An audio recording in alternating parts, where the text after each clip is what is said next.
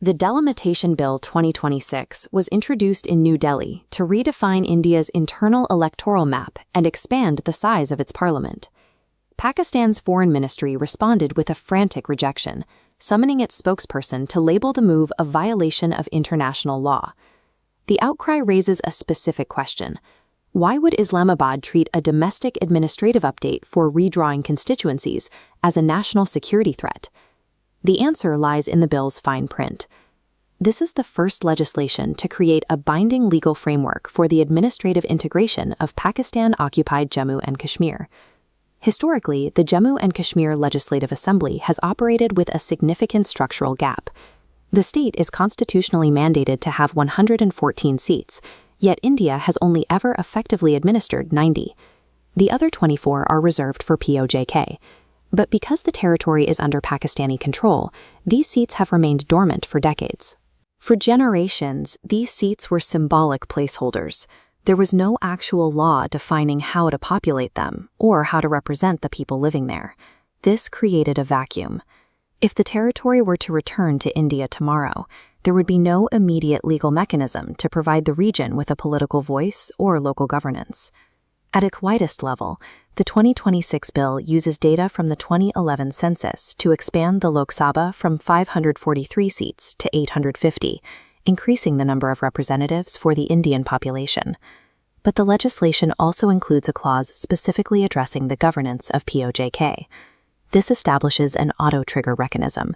The moment the occupation ends, the Election Commission is granted immediate authority to begin the delimitation process in that region.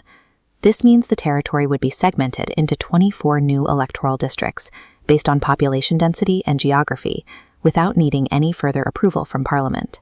This turns the 24 ghost seats into active constituencies, bringing the Assembly to its full 114-seat capacity. By setting this law now, India eliminates the need for future constitutional amendments or legislative delays after the territory is reclaimed.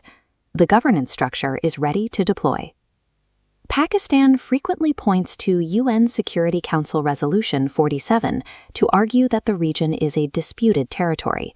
However, that resolution required a three-step sequence. Step 1 was the complete withdrawal of Pakistani military forces from PoJK, a condition Islamabad never met. Instead of withdrawing, they moved in populations from the Punjab and displaced the native Shia residents of Gilgit-Baltistan, systematically altering the region's demography.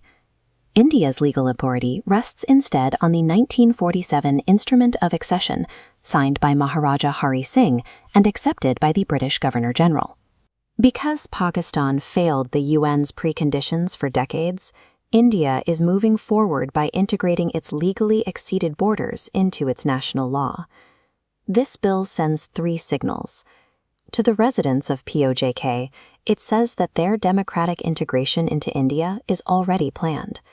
To Pakistan, it confirms that India considers the current situation a temporary occupation that will be addressed through domestic law. And to the world, it demonstrates that India is moving past political rhetoric and building a functional constitutional roadmap. The 24 reserved seats are no longer just symbolic marks on a map. They are a governance framework, finalized and waiting for the moment the subcontinent's borders are redrawn.